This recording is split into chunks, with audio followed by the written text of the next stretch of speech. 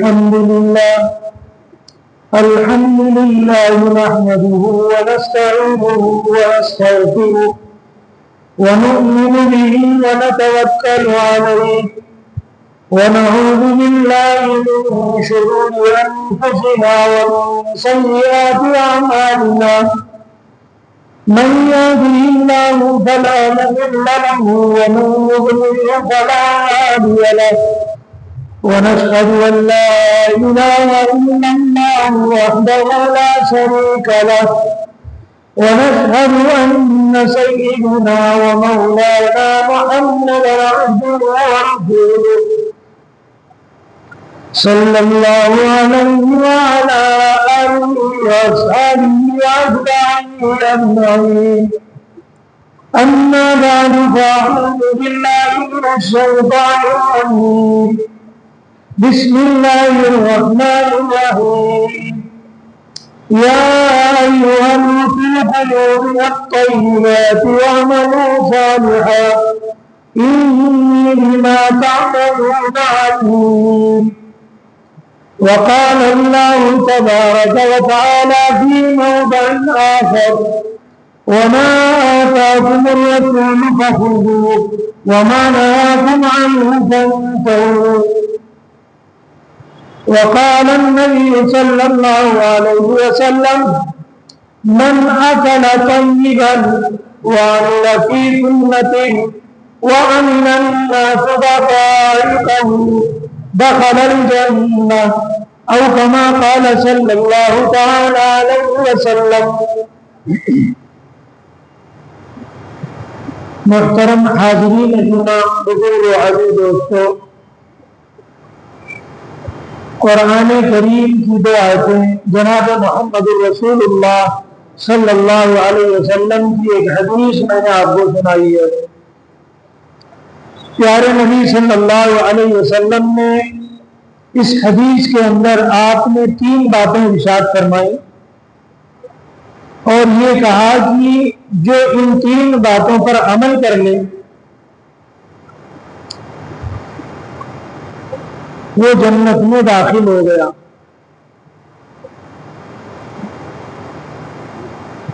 ان 3 باتوں پر عمل کرنے کی وجہ سے جنت اس کے لیے آسان ہو گئی، جنت میں جانا آسان ہو گیا. اور پیارے نبی نے فرمایا کہ جنت میں وہ داخل ہو گیا. اس میں سے پہلی چیز یہ فرمائی کہ من اکل طیبا، جس نے حلال روزی کھائی، وعمل فی سنتی، اور جس نے میری سنتوں پر عمل کیا. اور تیسری بات فرمائی کہ وہ انسان کہ جس سے کسی کو تکلیف نہ پہنچی ہے. یہ 3 باتیں ہیں، اس پر عمل کرنے سے پیارے نبی صلی اللہ علیہ وسلم فرماتے ہیں کہ جنت میں وہ داخل ہو گیا، جنت میں جانا اس کے لیے آسان بن گیا. یہ 3 صفات ہیں. اس لیے ہمیں اور آپ کو چاہیے کہ ہم بھی اپنی زندگی میں ان 3 باتوں پر عمل کریں. پہلی بات اس میں سے جو فرمائی کہ من اکل طیبا، جس نے حلال کھایا. یہ حلال لقمہ یہ ہمیں ہماری ذات کو، ہمارے اہل و عیال کو، آل اولاد کو نفع پہنچاتا ہے، اور حرام لقمہ نقصان پہنچاتا ہے. بھلے ہمارے سمجھ میں نہ آئے، ہمیں محسوس نہ ہوتا ہو، ہم یہ سوچتے ہوں گے کہ حلال کا لقمہ بھی ویسے ہی ہوتا ہے، حرام کا لقمہ بھی ویسے ہی ہوتا ہے. دونوں میں کیا فرق ہے؟ 100 کے 2 نوٹ ہیں، ایک حلال کی ہے ایک حرام کی ہے. دونوں نوٹوں میں تو کوئی فرق دکھائی نہیں دیتا. یہ ہمارے احساسات ہیں، لیکن حقیقت اس کی یہ ہے کہ حلال لقمہ یہ آپ کو نفع پہنچائے گا اور حرام لقمہ آپ کو نقصان پہنچائے گا. حلال آمدنی آپ کو سکون اور اطمینان پہنچائے گی، حرام آمدنی آپ کی زندگی میں پریشانیاں، بے چینی، دکھ اور تمام تکلیفیں لائے گی. یہ دونوں میں بہت بڑا فرق ہے. اسی لیے تو پیارے آقا صلی اللہ علیہ وسلم نے فرمایا اکل طیباً، حلال کھاؤ. اور اسی وجہ سے پیارے آقا صلی اللہ علیہ وسلم نے امت کو سخت تاکید فرمائی حلال کمانے کی اور حلال کھانے کی. کہا حلال کماؤ اور ساتھ میں حلال کھاؤ. اور اللہ تعالیٰ نے قرآن کریم میں اپنے پورے پیغمبروں کی جماعت کو، پورے انبیاء کی جماعت کو کہا کہ یا ایھا الرسل، اے میرے رسولو، اے میرے پیغمبرو، کلوا من الطیبات، پاکیزہ رزق کھانا. تم جو کھاؤ تو وہ رزق تمہارا ہو جو پاکیزہ ہو، حلال ہو. کیوں؟ اس لیے کہ اللہ پاکیزہ ہیں، پاکیزہ چیز کو پسند فرماتے ہیں. اس وجہ سے اللہ نے پوری پیغمبروں کی جماعت کو یہ بات فرمائی کہ جب بھی تم لقمہ کھانا تو حلال کا کھانا، پاکیزہ لقمہ کھانا. اس لیے کہ یہ پاکیزہ لقمہ تمہیں زندگی میں چین و سکون اور عافیت لائے گا، راحت لائے گا، اطمینان آئے گا، گھروں میں برکت لائے گا. یہ حلال لقمہ ہے اور حلال آمدنی کا اثر ہوتا ہے. اور اللہ تعالی حلال آمدنی کرنے والے کی کمائی کو ہی پسند فرماتے ہیں. اسی وجہ سے جس کی آمدنی حلال ہوتی ہے، جو حلال کماتا ہے، اللہ تعالیٰ اس کے لیے اچھی جگہوں پر اس کی کمائی کا خرچ کرنا آسان بنا دیتے ہیں. چنانچہ حلال کمانے والا آپ دیکھو گے کہ وہ اپنی کمائی مسجدوں پر، مدرسوں پر، غریبوں پر، بیواؤں کے حقوق پر، ان تمام جگہوں پہ جہاں اللہ کی رضا ہو وہاں وہ خرچ کرتا رہتا ہے اور اللہ تعالیٰ پسند فرماتے ہیں. یہ اللہ نے منتخب کیا. اور جس کی آمدنی حلال نہیں ہوتی، اللہ تعالیٰ اس کی کمائی کو، اس کے پیسوں کو، اس کے روپے کو ایسی اچھی جگہوں پر خرچ نہیں ہونے دیتا. اس کے اخراجات تم دیکھو بہت خرچہ کرتا ہوگا، لیکن اس کے خرچے سارے فضولیات میں، شیطان جہاں جہاں پہ وہاں اس کا خرچہ کرنا آسان ہوتا ہے، غلط کاموں میں وہ خرچ کرتا ہے. تو یہ فرق ہے حلال آمدنی کا، حرام آمدنی کا. اس بنیاد پر اللہ تعالیٰ نے تاکید فرمائی پیغمبروں کو، اور ہمارے پیغمبر سرکار دو جہاں جناب محمد رسول اللہ صلی اللہ علیہ وسلم نے امت کو بڑی تلقین فرمائی کہ دیکھو کمائی کرو، لیکن کمائی میں کوئی بھی حرام آمدنی شامل نہ ہونے پائے، حرام لقمہ تمہارے پیٹ میں غذا بننے نہ پائے. کیوں؟ اس لیے کہ پیارے آقا جناب محمد رسول اللہ صلی اللہ علیہ وسلم نے فرمایا من اکل لقمۃ من حرام لم يقبل صلاة 40 لیلۃ او کما قال صلی اللہ تعالی علیہ وسلم. فرمایا جس نے حرام کا ایک لقمہ پیٹ میں ڈال دیا، جس نے حرام کا ایک لقمہ پیٹ میں ڈال دیا، اس کا اثر یہ ہوتا ہے کہ اللہ تعالیٰ 40 دن تک اس کی نمازوں کو قبول نہیں فرماتے. اتنا فرق پڑ جاتا ہے ہماری زندگی کے اندر. ایک لقمے کا اثر اتنا ہے، ایک لقمے کی نحوست اتنی ہے کہ اللہ تعالیٰ ہماری عبادتوں کو قبول کرنا بند فرما دیتے. اس بنیاد پر ہمیں اور آپ کو چاہیے، آج پیسوں کی بھاگ دوڑ ہے، ریس لگی ہوئی ہے، ہر ایک سے بڑھ کر آگے بڑھنا چاہتا ہے. اس میں یہ نہیں دیکھ رہا کہ میری آمدنی کیسی ہے، میں کیسے کما رہا ہوں. پیسہ آنا چاہیے چاہے جیسے آئے. یاد رکھو صرف زندگی نہیں ہے، موت ہمارے سامنے اور پل پل قریب آ رہی ہے. اللہ کے سامنے کھڑا بھی ہونا ہے. ان باتوں کا ذرا خیال کر کے کمائی کیا کرو، ان باتوں کو سوچا کرو کہ ہم کیا اللہ کے سامنے ان اپنی حرام آمدنی کا حساب دے پائیں گے. تو اس بنیاد پر ہمیں اور آپ کو چاہیے کہ اپنی آمدنی میں اس بات کا خیال ہو کہ ایک لقمہ غلط طریقے سے شامل نہ ہونے پائے.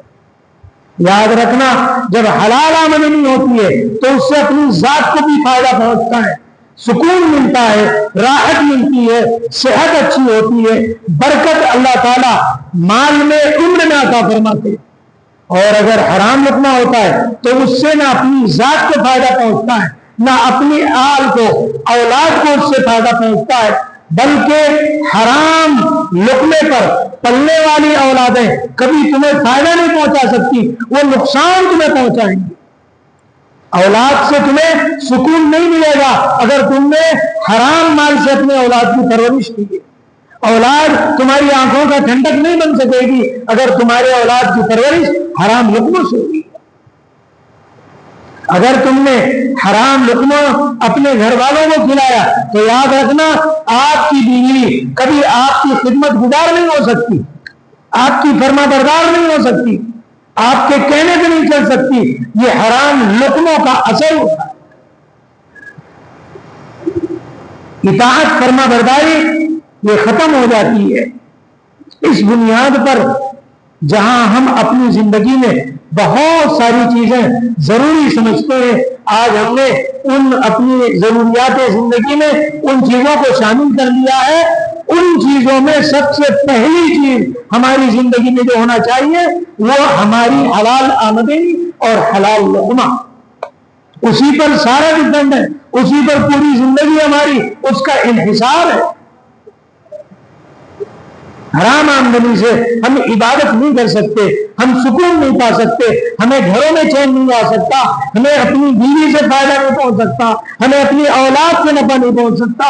یہ نحوست ہے حرام لقموں کی. تو پیارے آقا صلی اللہ علیہ وسلم نے کیا فرمایا کہ 3 باتیں ایسی ہیں کہ جس بندے نے اسے اپنی زندگی میں شامل کر لیا وہ جنت میں داخل ہو گیا. دخل الجنہ. پیارے نبی سے فرمایا یہ نہیں کہ داخل ہوگا، فرمایا کہ داخل ہو گیا، ماضی کا صیغہ استعمال کیا. اس میں سے پہلی چیز اکل حلال، حلال کھانا. حرام کھانا بند کر دو، زندگی میں اس کے اثرات فوراً تمہارے شروع ہو جائیں گے، انوار و برکات سمجھ میں آئیں گے، سجدوں میں تمہیں لذت ملنا شروع ہو جائے گی، نمازوں میں تمہارا دل لگنا شروع ہو جائے گا، تمہیں نیک اعمال کی توفیق ملنے لگے گی. یہ کیوں ہوگا؟ اللہ تعالیٰ حلال کھانے والوں کو پسند فرماتے ہیں. اللہ منتخب کرتے ہیں کہ میرا یہ اچھا بندہ ہے، پاکیزہ بندہ ہے. یہی تو وجہ ہے کہ اللہ نے پیغمبروں کو اس کا حکم دیا، یا ایھا الرسل کلوا من الطیبات، پاکیزہ رزق کھاؤ، واعملوا صالحا، اور اچھے اچھے نیک کام کرو. تو پہلی چیز جنت میں داخلے کے لیے حلال لقمہ، جس پر ہمارا دھیان بہت کم جاتا ہے. آج ہر ایک جمع کرنے کے چکر میں ہے، لیکن اس چکر میں نہیں ہے کہ یہ حلال ہے یا حرام. سوچتا بھی نہیں انسان، تھوڑی دیر کے لیے رکتا بھی نہیں کہ سوچ تو لو تھوڑی دیر کہ یہ میرے لیے صحیح بھی ہے یا نہیں، بس آنے دو کیسے بھی آنے. لیکن اس کا نقصان یہ ہوتا ہے کہ پوری زندگی اپنی ذات پر، اہل و عیال پر، آل اولاد پر، نسلوں تک اس کا نقصان ہوتا ہے. تو پہلی چیز اکل حلال. اور دوسری چیز فرمائی کہ وَعَمِلَ فِي سُنَّتِ. پیارے نبی صلی اللہ علیہ وسلم نے فرمایا کہ جس نے میری سنتوں پر عمل کیا. نبی کا طریقہ کیا ہے، نبی کی زندگی کیا ہے، بس جو تلاش کر کر کے اس پر عمل کرتا ہے. اور یہ بات جب ہم صحابہ کرام رضی اللہ عنہم اجمعین کی زندگی کو دیکھتے ہیں تو ہمیں ایسا محسوس ہوتا ہے کہ صحابہ کیسے تھے. ایک ایک سنت کو تلاش کیا اور جو سنت بھی معلوم ہوئی اس پر عمل کیا، اسے گلے سے لگایا، سینے سے لگایا، اس پر عمل کیا، محبت کی. حضرت عمر فاروق رضی اللہ تعالیٰ بیت اللہ شریف میں گئے، حجر اسود کو بوسہ دے رہے ہیں. اور کہہ رہے واللہ انی لأعلم انک حجر لا تضر ولا تنفع، اللہ کی قسم میں جانتا ہوں کہ تو ایک پتھر ہے. حجر اسود کو بوسہ دے رہے ہیں اور کہہ رہے ہیں اللہ کی قسم میں جانتا ہوں کہ تو ایک پتھر ہے، نہ تو نفع پہنچا سکتا ہے نہ تو نقصان پہنچا سکتا ہے. وَلَوْ رَأَيْتُ رَسُولَ اللَّهِ صَلَّى اللَّهُ عَلَيْهِ وَسَلَّمَ قُبِّلْتَ مَا تُقُبِّلْ، اللہ کی قسم اگر میں نے پیارے رسول صلی اللہ علیہ وسلم کو تجھے بوسہ دیتے ہوئے نہ دیکھا ہوتا تو میں بھی تیرا بوسہ نہ لیتا. میں تجھے چوم رہا ہوں، میں جو بوسہ لے رہا ہوں اس لیے لے رہا ہوں کہ میرے پیارے رسول صلی اللہ علیہ وسلم نے تجھے چوما. یہ ہے سنت پر عمل. قرآن کی سنت معلوم پڑ گئی، عمل کرنے لگے. بیت اللہ میں ہے، طواف کر رہے ہیں.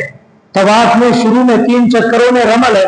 رمل کا مطلب تھوڑا اکڑ کے چلنا ہوتا ہے، سینہ دکھانا ہوتا ہے.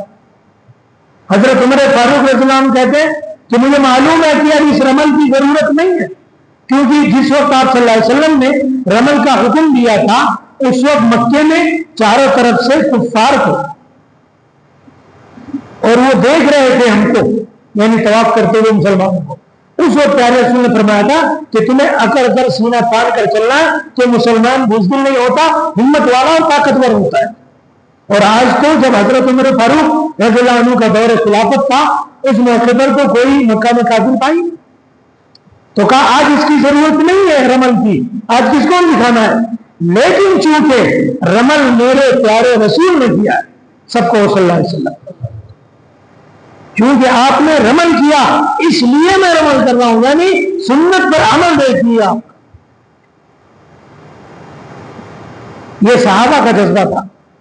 حضرت عثمان غنی رضی اللہ تعالیٰ ایک مرتبہ مسجد نبوی سے باہر رک گئے اور لوٹے میں پانی منگوایا اور وہیں باہر وضو کرنے لگے اور وضو کر رہے ہیں مسکرا رہے ہیں، وضو کر رہے ہیں مسکرا رہے ہیں، جو بھی آ رہا ہے اس سے مسکرا رہے ہیں. بہت سارے ان کے اصحاب ارد گرد جمع ہو گئے. کہا امیر المومنین یہ کیا معاملہ ہے، آج آپ اتنا کیوں مسکرا رہے ہیں؟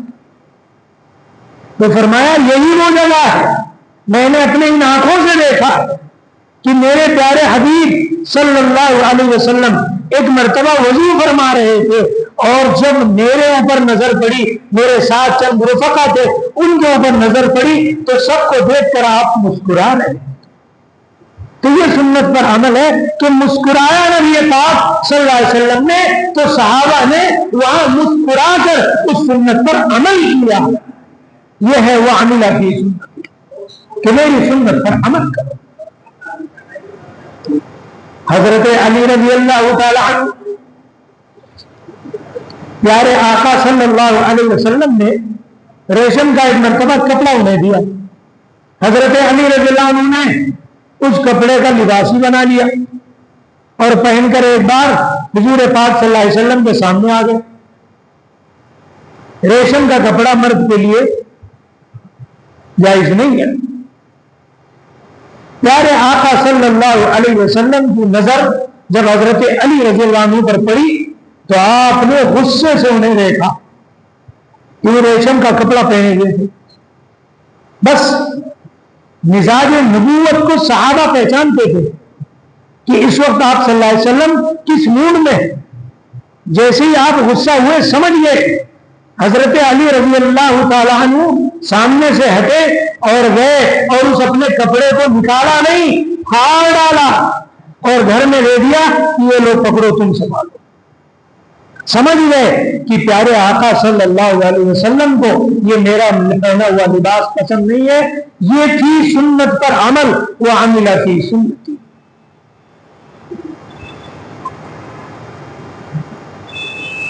عمل کرتے تھے، ایک ایک باتوں پر عمل کرتے تھے اور سنت پر عمل کرنا ہی ہمیں جنت میں مل جائے گا.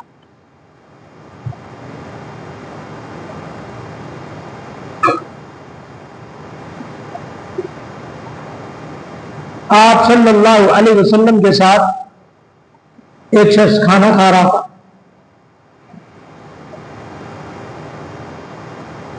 बाएं हाथ से खा रहा था।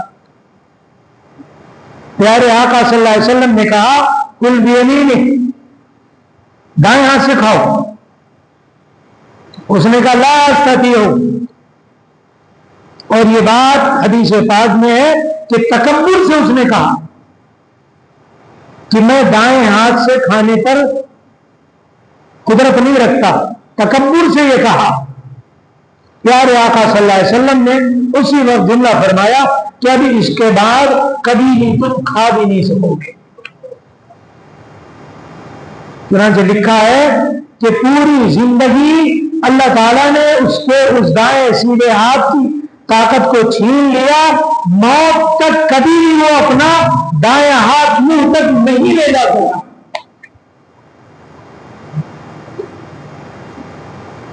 इसलिए सुन्नतों पर अमल होना चाहिए, तर्क नहीं होना चाहिए। और हम तो सुन्नतों को मामूली समझते हैं। सहाबे किराम रज़ी अल्लाहु अन्हुम अजमाइन, उनका मिजाज था कि प्यारे आका सल्लल्लाहु अलैहि वसल्लम की सुन्नत क्या है, तरीका क्या है, उस तरीके को, उस सुन्नत को तलाश करके उस पर अमल किया जाए। सफर में हो, हजर में हो, मुकीम हो, कहीं पर भी हो, सुन्नतों की पासदारी किया करते थे कि बस मेरे नबी का तरीका क्या है।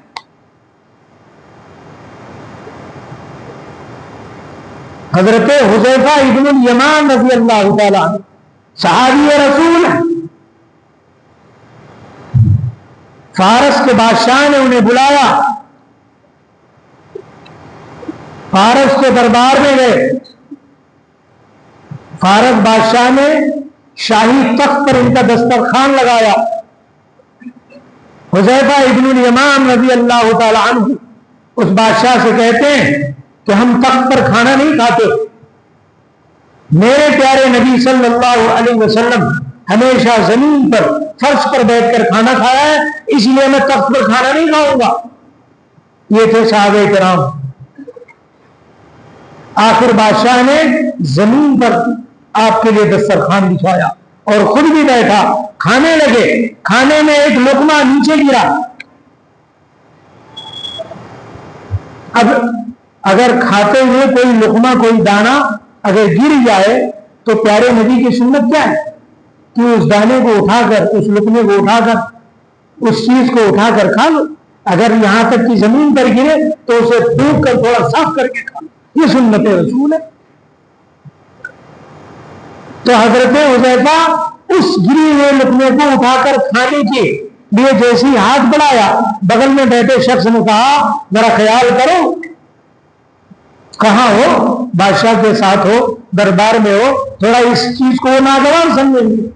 तो उस वक्त उन्होंने एक जुमला कहा, वो जुमला आज किताबों में दर्ज। फरमाया अतरुकु सुन्नत हबीबी लिहाउलाइल खुनका, फरमाया क्या मैं अपने हबीब सल्लल्लाहु अलैहि वसल्लम की सुन्नत को छोड़ दूं इन बेवकूफों की वजह से।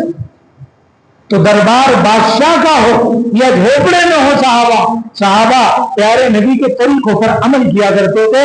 वह अमिला की सुन्नती, और वही बात इरशाद फरमाई सरकार दो जहां सल्लल्लाहु अलैहि वसल्लम ने कि जिसने मेरी सुन्नत पर अमल किया वो जन्नत में दाखिल हो गया। आज सुन्नत हमारे लिए बोझ है। आज हम सुन्नत को इजी समझकर छोड़ देते हैं। आज बल्कि हम ये कहते हैं ये सुन्नत ही तो है, फर्ज वाजिब तो नहीं है, सुन्नत है ये छोड़ देते हैं। और सहाबा सुन्नत समझकर उसे सीने से लगाते थे, सुन्नत समझकर मोहब्बत किया करते थे। ये अकीदत थी उनकी कि ये सुन्नत है, ये मेरे नबी का तरीका है। हमारी जिंदगी में, सहाबा की जिंदगी में बहुत बड़ा फर्क आ गया है। आज हम सुन्नतों से प्यार नहीं करते, सुन्नतों से मोहब्बत हमारी खत्म हो गई। आज हम तो ये कहते हैं कि थोड़ी देर के लिए इन चीजों को साइड में रखो, पहले अपने ख्वाहिशात पूरे हो जाए, अपने अरमान और आरज़ुओं को पूरा किया जाता है।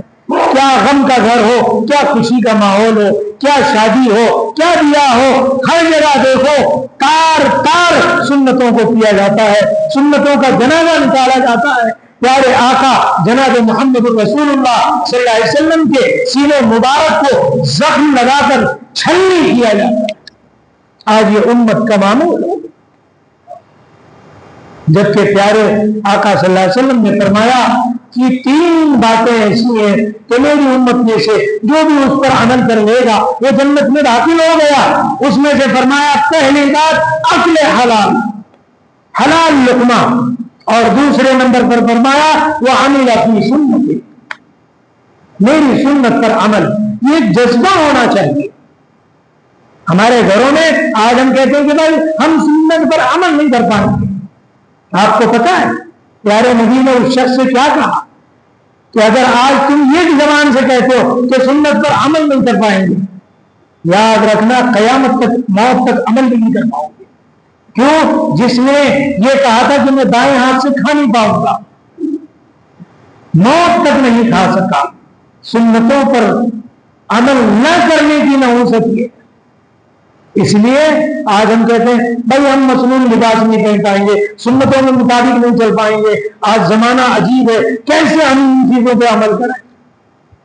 اور اس کے ساتھ ساتھ اب تو کچھ لوگ یہ کہتے ہیں بھائی سنت تو ہے لیکن اس میں حکمت کیا ہے، آئیڈیالوجی کیا ہے، اس سے فائدہ ہمیں کیا ملے گا؟ معصوم پیارے آقا جناب محمد رسول اللہ صلی اللہ علیہ وسلم کی سنت کو آج انگریزوں کے طریقے پر جانچا جاتا ہے کہ مجھے اس سے فائدہ کیا ملے گا۔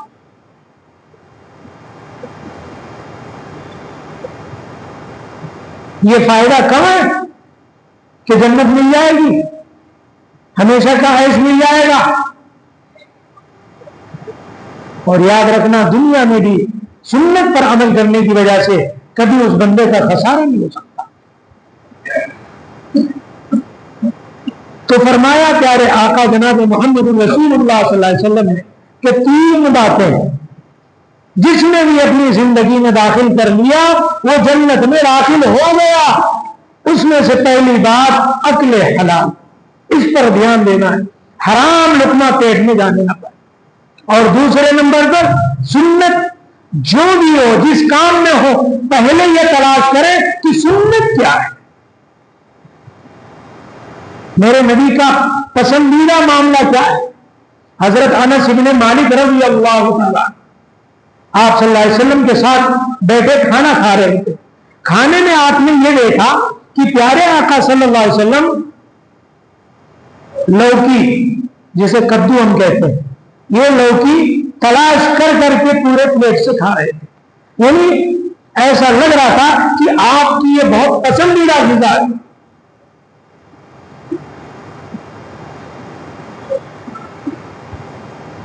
جب انس بن مالک رضی اللہ تعالی عنہ نے یہ دیکھا کہ آپ صلی اللہ علیہ وسلم کی پسندیدہ غذا ہے تو فرماتے ہیں وَلَمْ أَزَلْ مِنَ التُّبَّاءَ يَوْمَئِذٍ، اس دن سے لے کے کبھی بھی میرے گھر میں جو بھی سالن بنا میں نے اس میں لوکی کا استعمال کر پایا۔ یعنی میرے نبی کو جو پسند ہے وہ مجھے پسند ہے۔ یہ تھے صحابہ کرام، یہ تھا ان کا جذبہ۔ آج ہم سنتوں کو معمولی سمجھ کے اپنے سے اس کو ہٹا دیتے ہیں، چلو اس پہ بعد میں عمل ہو جائے گا۔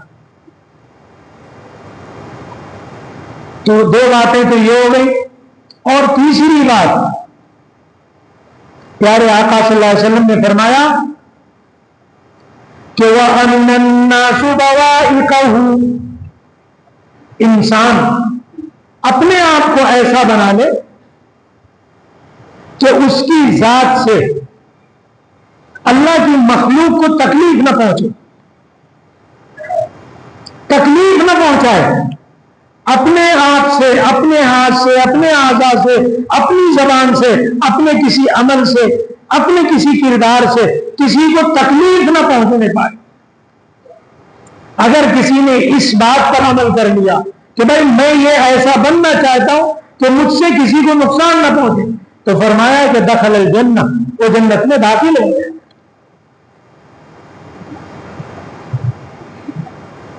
اسلاف کی زندگی اٹھا کے دیکھ لو، پوری کوشش یہ ہوتی تھی کہ ہماری ذات سے کسی کو نقصان پہنچنے نہ پائے۔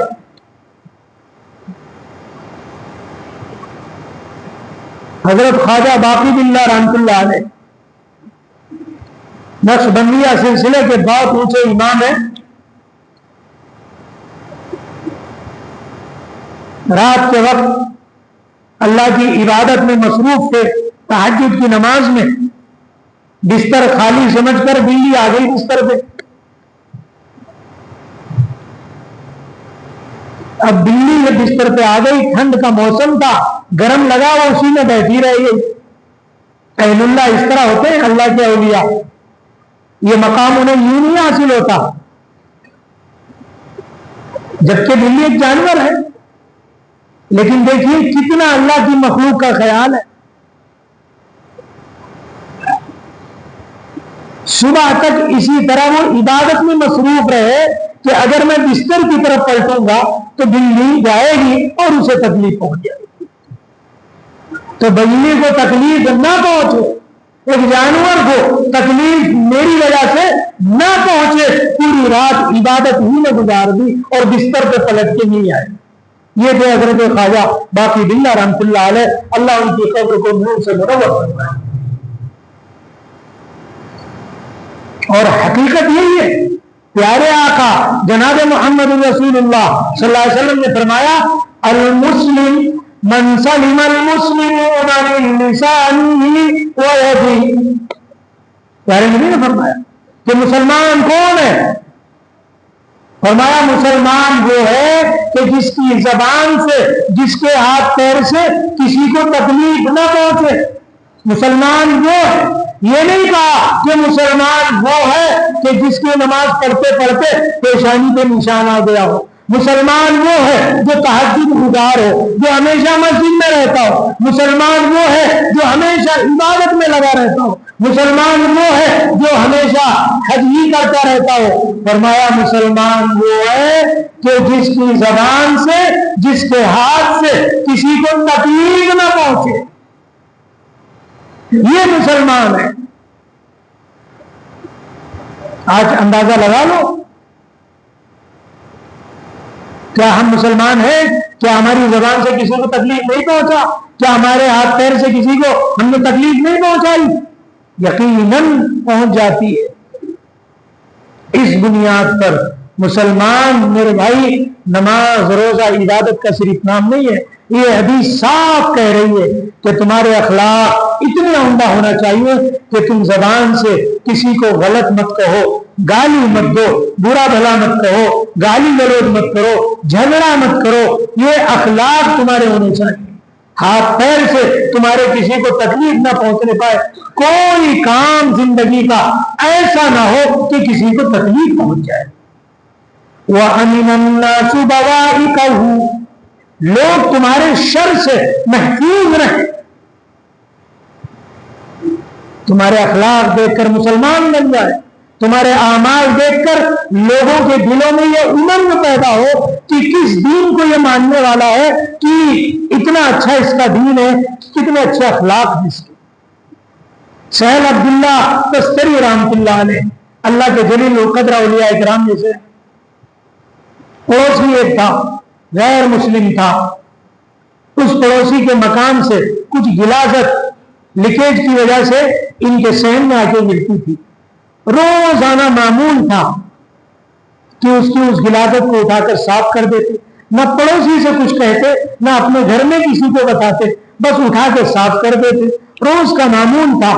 آخر جب بیمار ہو گئے اور انہیں ایسا لگا کہ اس بیماری سے اٹھ نہیں پاؤں گا تو پڑوسی کو بلایا اور بلا کر کہنے لگے کہ دیکھ میرے بھائی، تمہارا یہ لیکیج ہے اور یہ روزانہ اس کی غلاظت میرے صحن میں گرتی ہے، لیکن میں روزانہ اسے صاف کر لیا کرتا تھا، اب میں شاید نہ اٹھ پاؤں اور میرے اندر اتنی سخت نہیں ہے، اس کی وجہ سے میرے گھر والے شاید انہیں کچھ جب تکلیف پہنچے تو وہ تمہیں برا بھلا کہیں، اس لیے اسے درست کروا لو یا کچھ بھی کر لو، ابھی تک تو میں نے صاف کیا، ابھی تک میں نے تمہیں بھی نہیں کہا۔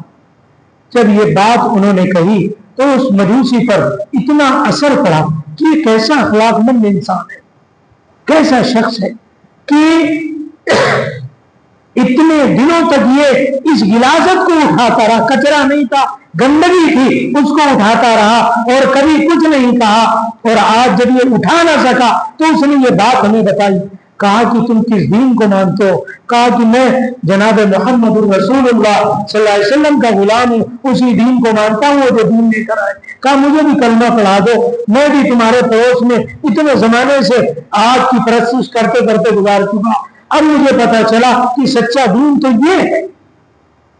تو لوگ اعمال اور اخلاق کو دیکھ کر دین قبول کیا کرتے تھے، آج مسلمانوں کے اعمال دیکھ کر لوگ دین سے بیزار ہوتے ہیں۔ دین کہتے ہیں راستے کو، وہ راستہ جو پیارے آقا جناب محمد رسول اللہ صلی اللہ علیہ وسلم نے بتلایا، اس راستے پہ چلنا، اسی کو فرمایا وہ عمل فی سنتی، سنت پر عمل اور اپنے شر سے کسی کو تکلیف نہ پہنچے۔ تو بہرحال میرے محترم، یہ تین باتیں تھیں جو اللہ کے پیارے حبیب صلی اللہ علیہ وسلم نے فرمایا کہ جس کی زندگی میں بھی آ گیا وہ جنت میں داخل ہو گیا۔ حلال لقمہ آنا چاہیے، حلال آمدنی ہو، حلال کماؤ، حلال کھاؤ، اور دوسرے نمبر پر فرمایا کہ سنت پر عمل ہو، جہاں بھی سنت کی بات آئے تو فوراً یہ دیکھو کہ میرے نبی کا طریقہ کیا ہے، اس پر عمل کی کوشش کرو، اور تیسرے نمبر پر اپنی ذات سے، اپنے آپ سے کسی کو تکلیف نہ پہنچے۔ تین باتوں پر عمل ہوگا، اللہ تعالیٰ جنت میں داخلہ آسان فرما دیں گے۔ اللہ تعالیٰ ہم سبوں کو عمل کی توفیق دے۔